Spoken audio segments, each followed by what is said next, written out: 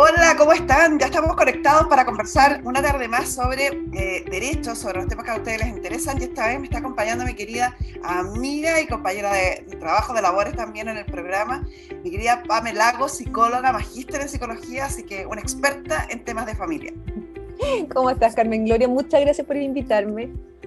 No, gracias a ti por acceder a conversar con nosotros. El tema que tenemos planteado para hoy es un tema que es bastante recurrente en nuestro país.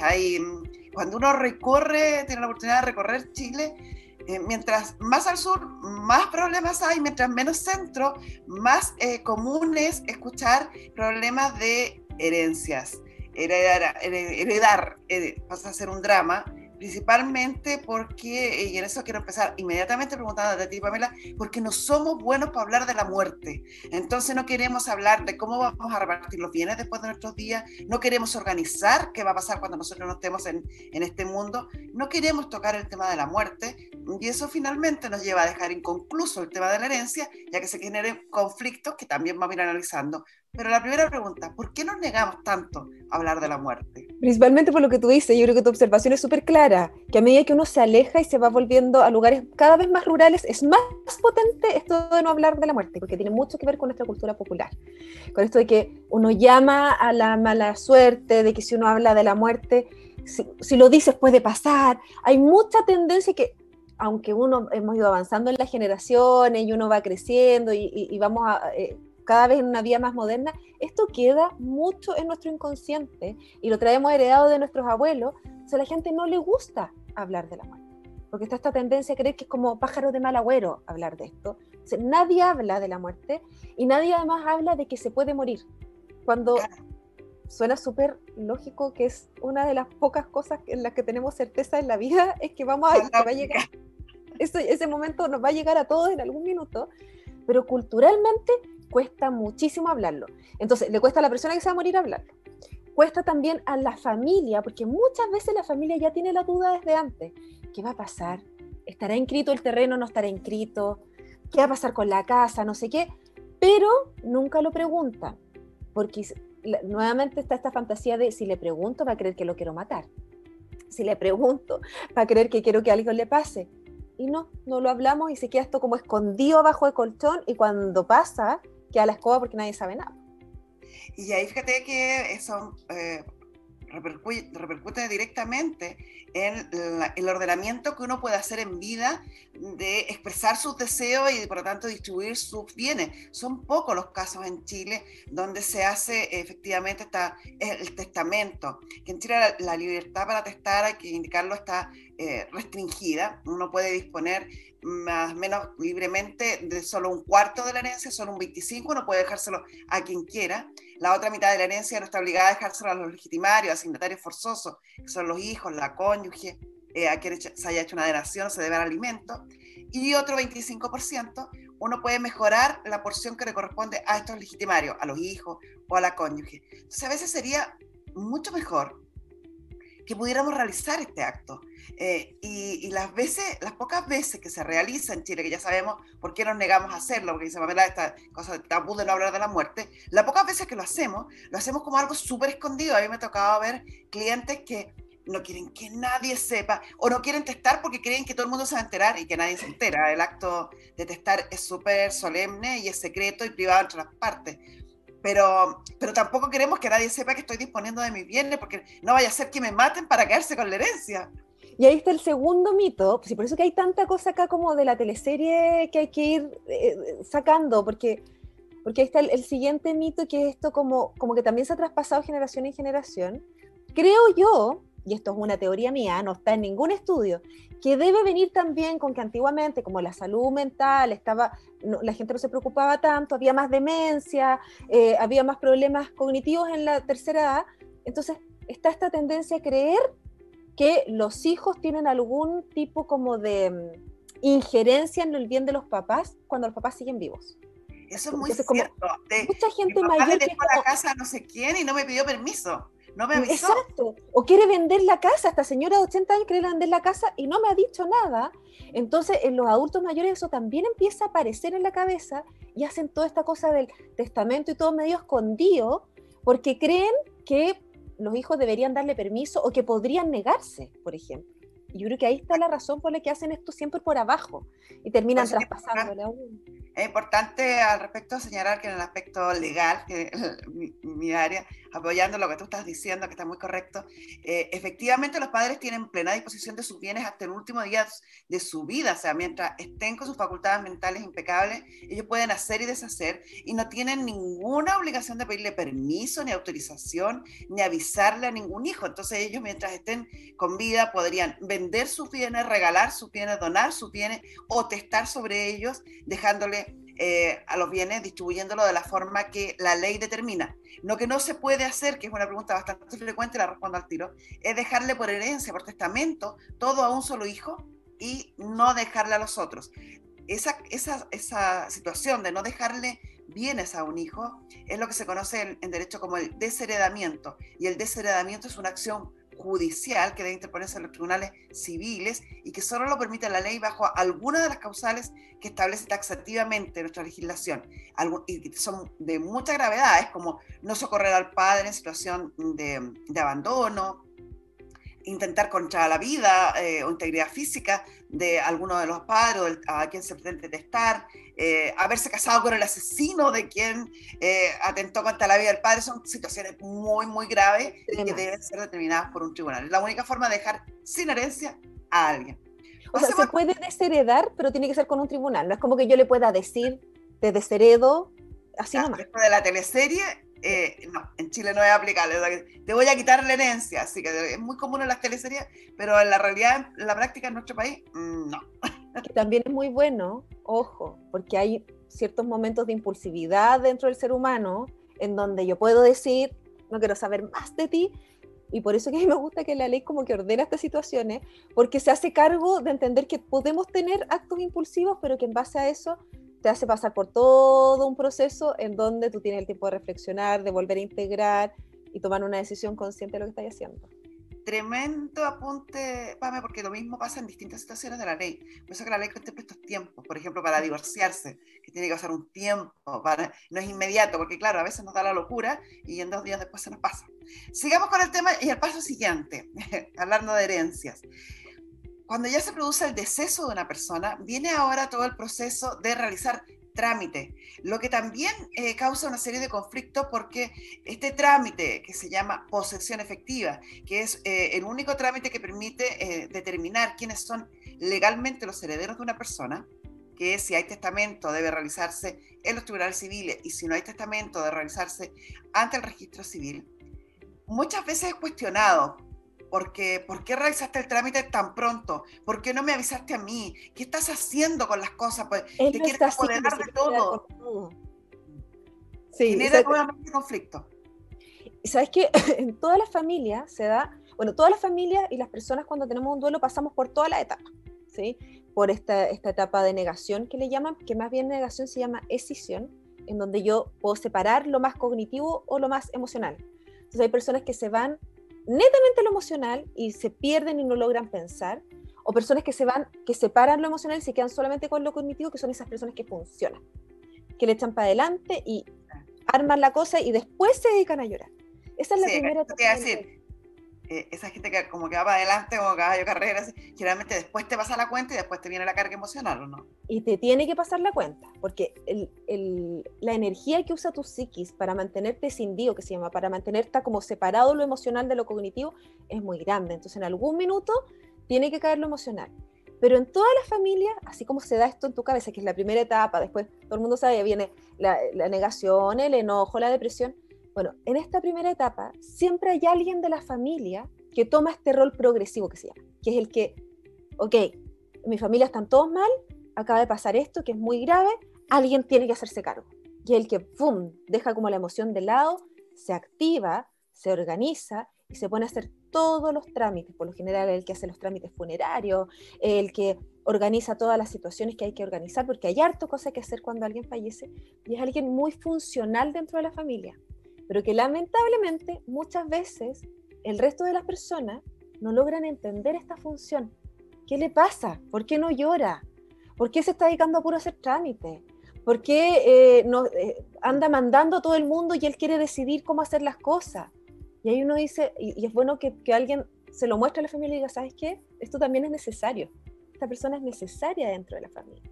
Por lo general es el hermano o la hermana mayor, muchas veces, porque es la persona que por historia ha aprendido que tiene que llevar las cosas, o es la persona que, por ejemplo, académicamente está más preparada para hacerlo, el que es abogado, el que sabe de derecho. Siempre hay alguien que tiene que tomar ese rol, y es importante que el resto de la familia, si quiere ayudarlo, apoyen ese rol, porque entienda que esa persona está haciendo un esfuerzo tremendo para mantenerse integrado. No es que no llore porque no le duela, ojo ahí.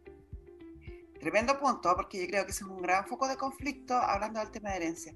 Entonces, hemos aprendido, uno, que la posesión efectiva es un trámite que puede hacerse directamente en el registro civil si es que no hay testamento, o si hay testamento debe realizarse en los tribunales, que es un trámite que puede hacer, dígame. ¿Cómo sé si hay testamento o no? ¿Puedo Hay averiguar? muy buena pregunta. Hay un registro nacional de testamentos. O sea, cuando yo voy a sacar un certificado de defunción de una persona o a inscribir la defunción de una persona, en ese minuto va a saltar en el sistema del registro civil, esta persona tiene un testamento inscrito acá.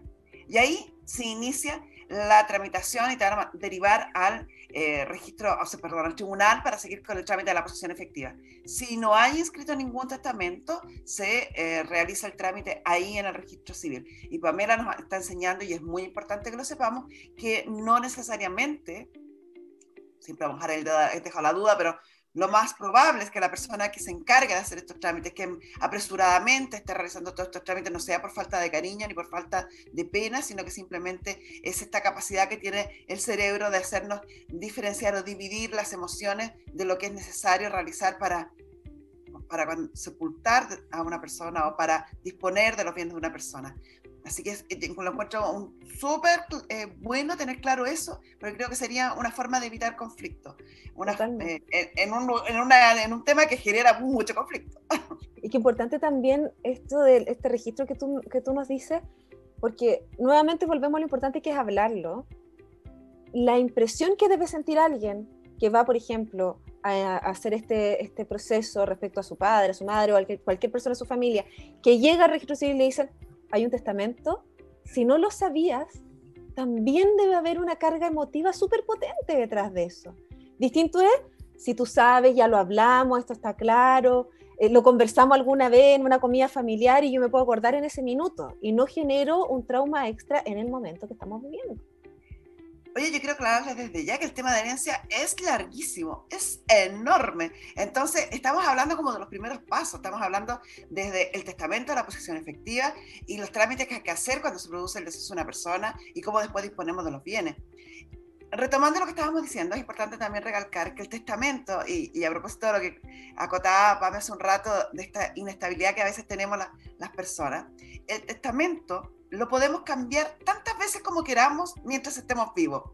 O sea, yo puedo hacer un testamento, decidir que le voy a dejar, me voy a repartir mi herencia de una forma a los 30, a los 40 puedo decidir que la voy a repartir de otra, a los 42 puedo cambiar de opinión, y así sucesivamente todas las veces que yo quiera, hasta el último día de mi vida, mientras yo tenga uso de razón, puedo hacer nuevos testamentos. Y el último testamento va a ser siempre el válido.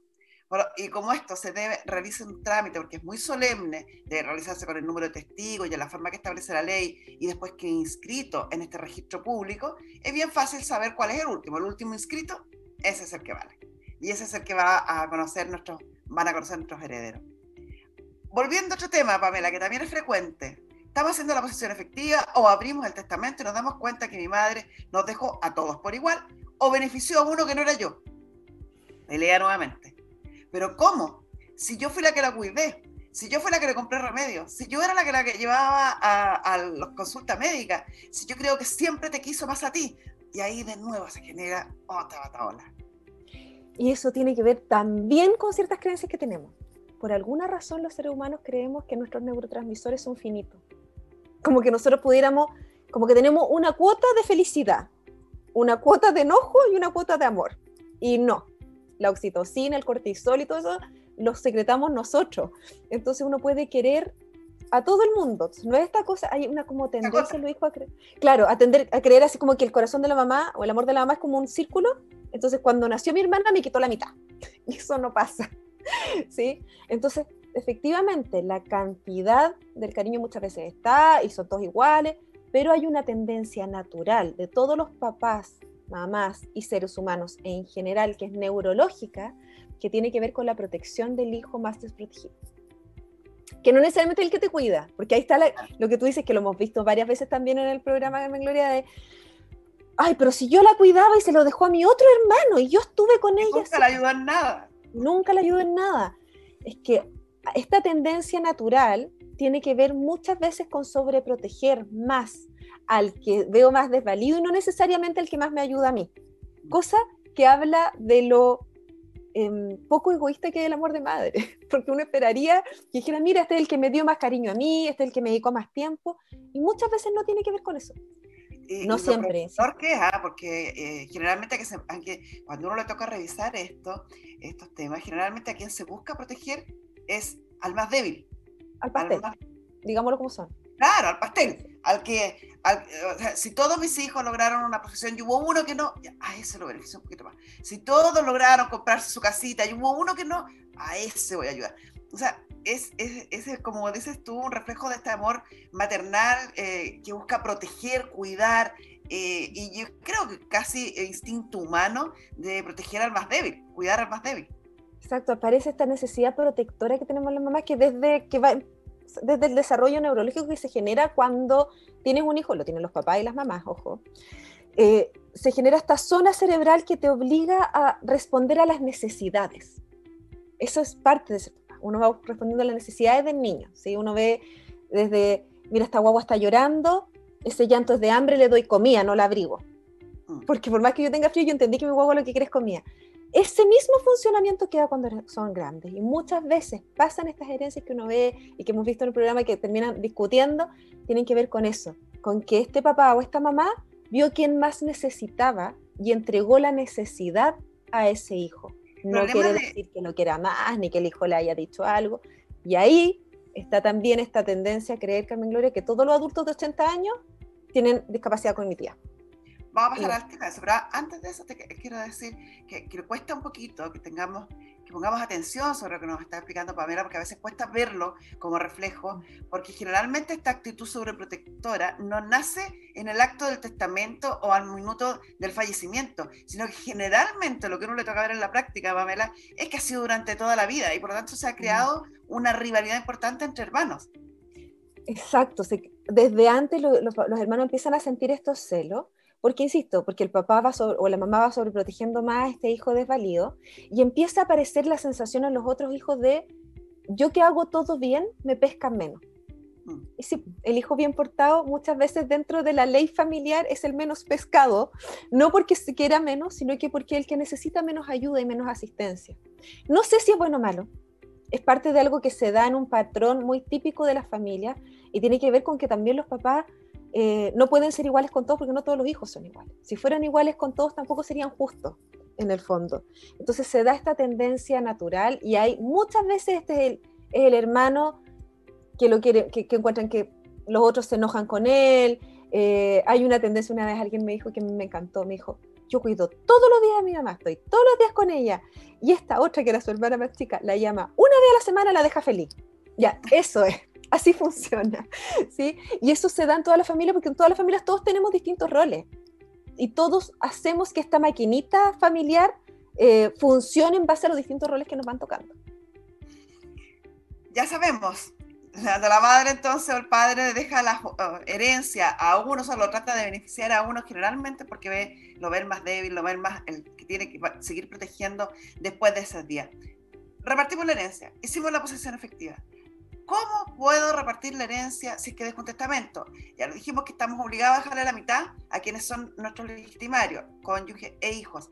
El 25% restante solo podemos beneficiar a estos legitimarios, y solo el 25% que sobra, que es el saldo de este 100%, lo puedo dejar libremente a quien yo quiera.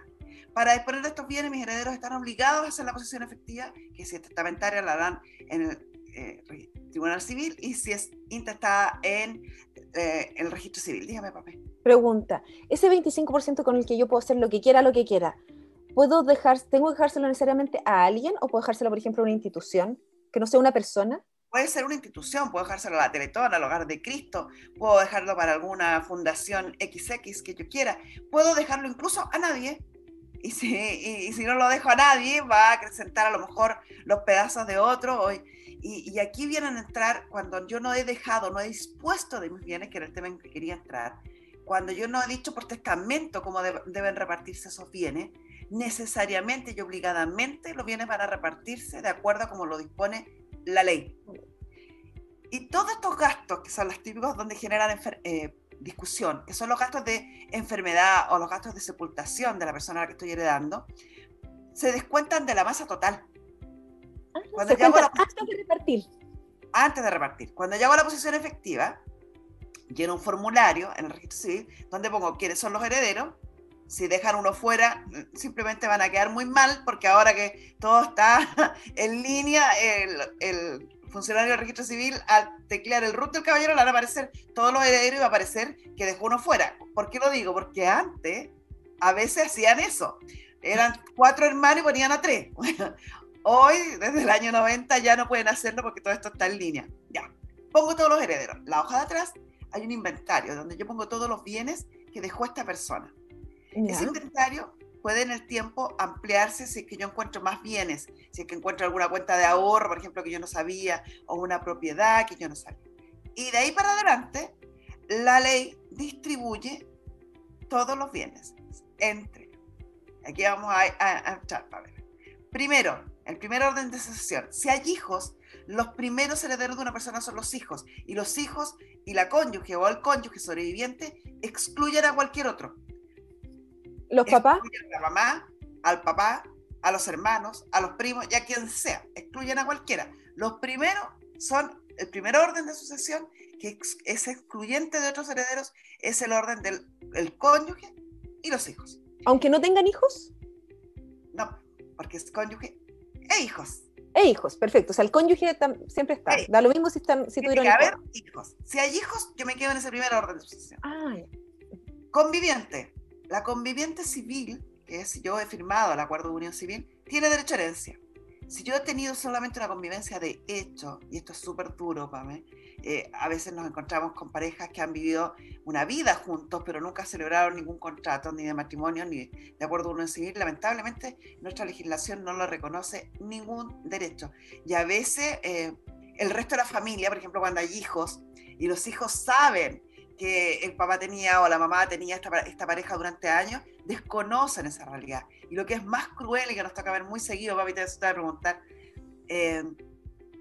parejas que han estado separadas durante años, que no se han visto ni la punta de la nariz durante 40, 50 años, fallece uno y aparece el otro a pedir la herencia. El ex. Sabes que ahí está lo importante, hay gente, y yo he escuchado muchas veces el argumento para no hacer las cosas legales, y que lo entiendo, esto de no voy a firmar un papel porque no lo necesito, mi amor no tiene que ver con un papel, pero para regirnos en sociedad nosotros vivimos con ciertas leyes. Y así como necesitamos regir con ciertas leyes para manejar un auto, tener un carnet de conducir, es súper importante ir rigiéndonos por esas mismas leyes, incluso cuando quiero proteger a la persona que quiero y a la persona con la que estoy. Y ahí es donde se desarma este argumento que, insisto, es muy romántico. Es decir, yo no necesito un papel para demostrarte que te quiero. Sí, pero eso es dentro de este pequeño mundo que uno forma en su casa. Pero cuando uno necesita interactuar con el resto del mundo, necesita las leyes. Y ahí es lo importante de hacer este tema del divorcio. Además que antiguamente, como no existía el divorcio, estaba esta cosa de la nulidad en nuestro país, que ahí tú sabes más, quedó muy arraigado dentro de nuestra psiquis este tema de mientras yo tenga el papel de estar casada, soy la mujer, soy el marido. Y hemos tenido en el programa personas que nos han visto en 35 años y yo soy la mujer y yo soy el marido porque este papel lo dice. Y eso todavía sigue muy tremendamente arraigado y si no lo manejamos va a aparecer esto que dices tú, que no hay una empatía de decir, ¿sabes qué? Sí, yo no te vi hace 35 años, probablemente esto corresponde a tu mujer que es la que estuvo contigo los últimos 20 y tantos años. Muy pocas veces pasa. Ética, moralmente, en vida.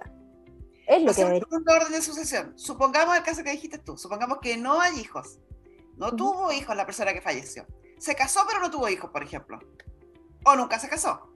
¿Ya? Ahí pasamos a los padres. Subimos un rango más arriba. No se queda con todo el cónyuge. No. Cuando no Mira. hay hijos, hereda el cónyuge con los padres. Perfecto. Si no hay cónyuge, solo los padres. Y ahí estamos en el segundo orden de sucesión.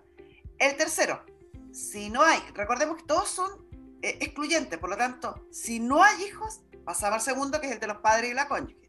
Si no hay hijos, no hay cónyuge y no hay padres, ahí recién llegamos a los hermanos. Perfecto. Ese es el tercer orden de sucesión. Ya falta de todos los anteriores, recién pasamos a los colaterales, que serían como los primos hermanos. Perfecto. Y tíos. Claro, nos abrimos hacia el lado en el fondo. Si nos faltan todos, no hay hijos, no hay cónyuge, no hay padre, no hay hermano, no hay primo, nuestro último heredero siempre, el fisco. El fisco, no nos salvamos nunca del fisco.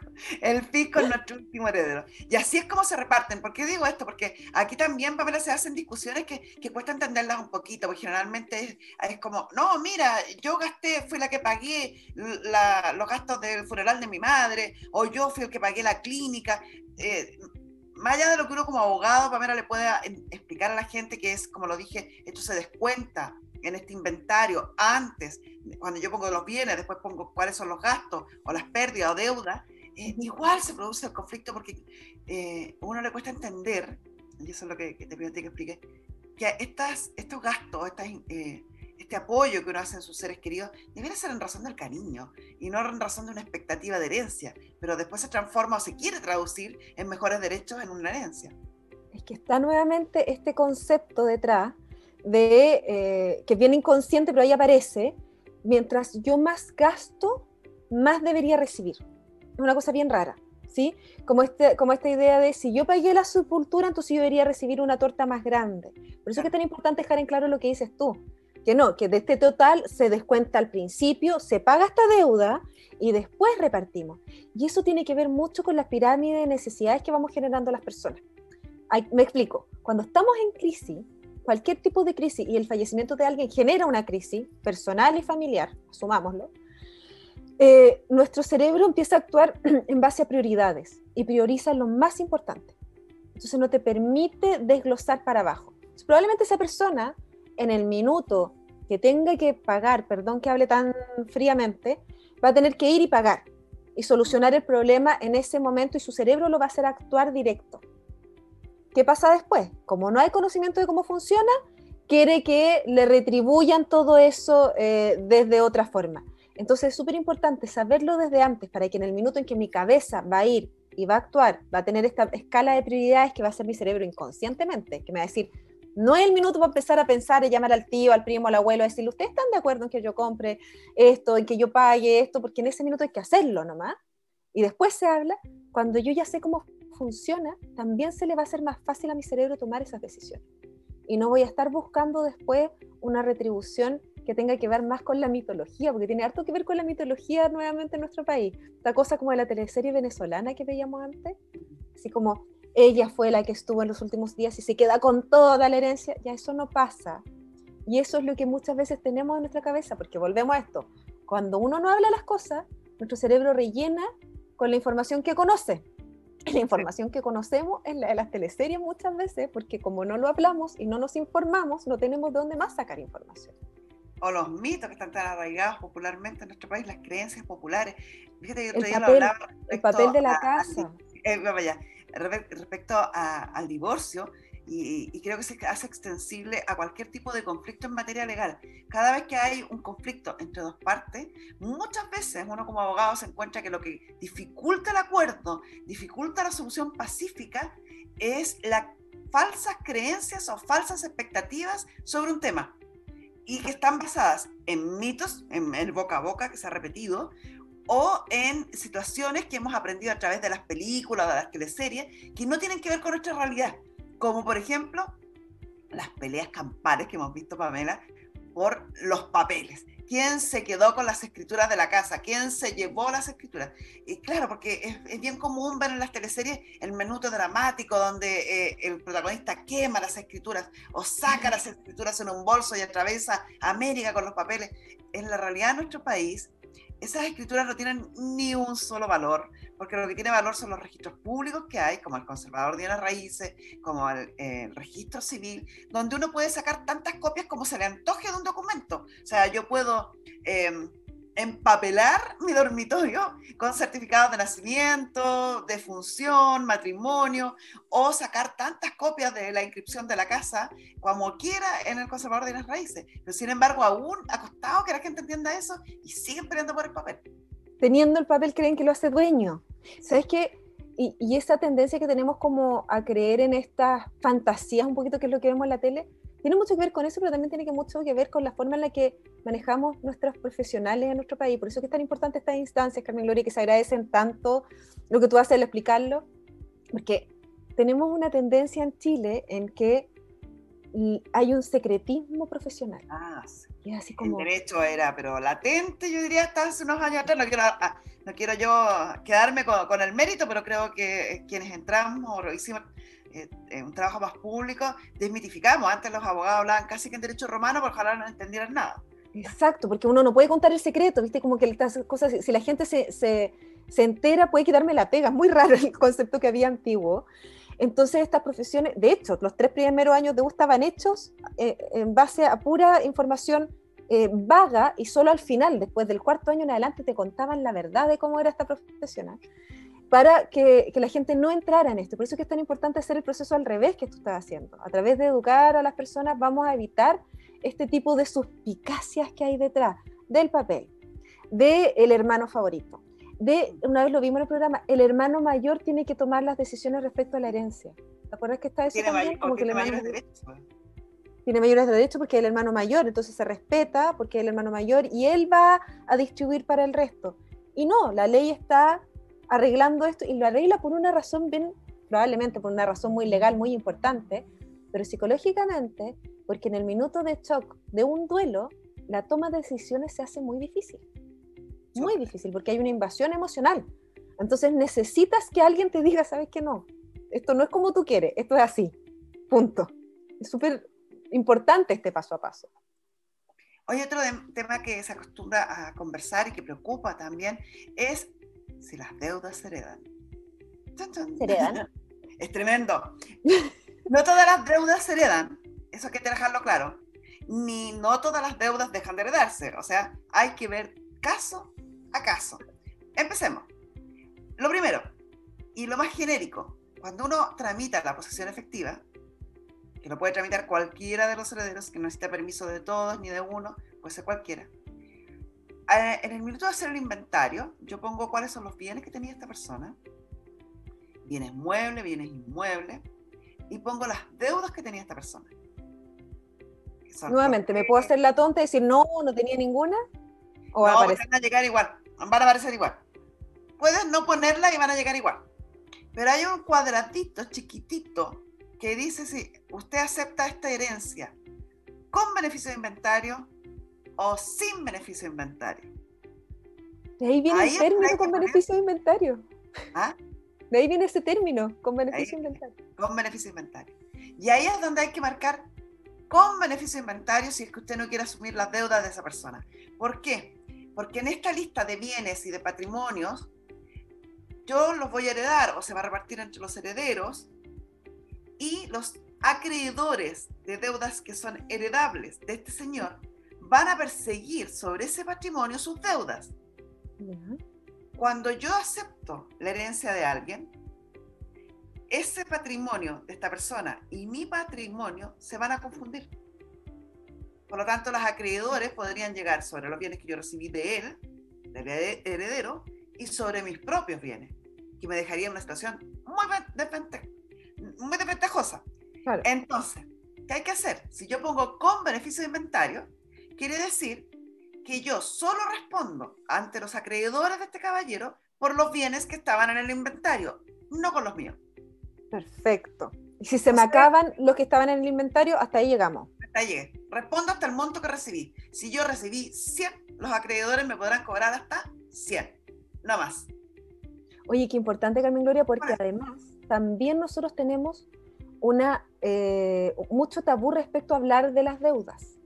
Es como feo, no se cuenta, no se habla de plata, es muy mal visto. Entonces, por lo general, cuando alguien tiene deudas, no le cuenta al resto de la familia. Es más, las teorías más machistas, estas familias en donde la mamá o el papá es el que trabaja se come las deudas muchas veces calladito y no le cuenta al resto porque es vergonzoso y qué sé yo. Entonces, es muy común que uno no tenga idea que la persona a la que está heredando estaba lleno de deudas, puedo ni saberlo. Claro, puedo no marcar esto y me van a llegar todas las deudas después a mí y van a perseguir a mí. Partan por averiguar cuando estén en esa situación que hay deudas que tienen seguro de desgravamen, que son estos seguros que operan al fallecimiento de las personas pagando el total de la deuda. Generalmente, yo diría que el 100% de los créditos hipotecarios están ligados a seguros de desgravamen y muchos de los créditos de consumo que tienen con instituciones financieras serias también están ligados a seguros de desgravamen que van a operar en caso de fallecimiento. En general, de lo que hemos estado hablando con Pamela, es súper importante que asuman que hay cosas que uno no tiene por qué saber, que es lícito que no las sepan, no están obligados a saberlas porque son cosas técnicas y deben consultar a un especialista que los ayude a esclarecer el tema. No se queden con lo que les contó la vecina ni el amigo, que puede tener muy buenas intenciones, pero generalmente ayudan a fomentar estos mitos y poco a resolver los conflictos. Y porque nosotros tenemos una tendencia a ir traspasando la información de generación en generación, y algo que a lo mejor en algún minuto fue técnico, se va traspasando y pasa a ser lo que se llama en psicología costumbre, que ya dejo de tener el paradigma científico y paso a la costumbre. Y como actuamos todo el mundo lo hizo, todo el mundo lo hizo, mi vecina lo hizo, todo el mundo lo hace así, y no necesariamente esa es la forma que va a pasar después cuando me encuentro con el tema profesional o legal de por medio. Exactamente. Es un tremendo tema, yo sé que es bastante difícil, que no es tan fácil como nosotros quisiéramos, ni tampoco lo podemos tratar en totalidad en este espacio, pero es importante revisar y hemos avanzado un montón respecto a cuáles son las formas de disponer de nuestros bienes después de nuestros días, que es conveniente hacerlo y hablar y tomarlo con mayor naturalidad. Entendemos por qué nos cuesta, Pamela nos explica de todos estos tabús que existen y se van traspasando generación con generación. También es importante entender que no todos los herederos de una persona asumen de la misma manera ese difícil momento. Hay algunos que son muy activos y recién hacer trámite y realizar un montón de gestiones. Hay otros que no, que quisieran quedarse más bien como en un duelo más emocional. Sí, y eso, ambos conceptos, y a lo mejor sería bueno recalcar eso, Pamela, ambas posturas son válidas y hay que saber respetarlas, o sea, dejar que el que quiera hacer cosas que las haga y el que quiera quedarse tranquilito que se quede, ¿o no? No solo son válidas, son parte de un todo. Hay que entender que la familia, cada vez que hay un duelo hay una desorganización, se desarma esta familia. Se va a desarmar y después de ese desarme, en donde uno va a tomar el rol más progresivo, hay que ser el que actúa, otro va a ser mucho más emocional, otro probablemente se va a retraer un poco más y van a generar todas estas nuevas formas de interacción, pueden pasar tres cosas.